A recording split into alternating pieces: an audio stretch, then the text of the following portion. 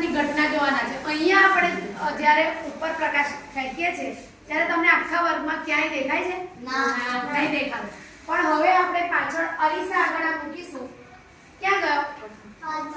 ત્યાં ગયો તો પ્રકાશનું કિરણ અહીંયા સમતલ સપાટી સાથે અથડાઈ અને પાછું ફેંકાય છે।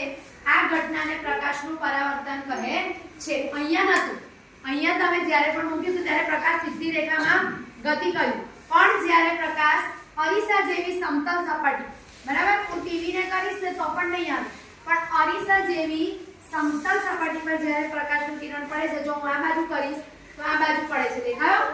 હું અહીંયા નાખીશ અને અરીસો આમ કરીશ તો પડછાયો ક્યાં પડ્યો? જુઓ, પર દેખાય છે? આ પ્રકાશનું કિરણ અહીંયા ફેંકાઈને ત્યાં ગયું। હવે આપણે એને આ આખો પ્રકાશ પુંજ થયો।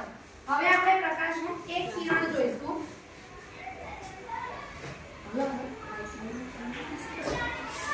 અહીંયા ઉભાની પકડજો। બસ હવે કિરણ અહીંયામાં, અહીંયા કિરણમાં તું સીધો રાખજો, આમ ક્રોસમાં દબાવવાનું, બરાબર? અહીંયા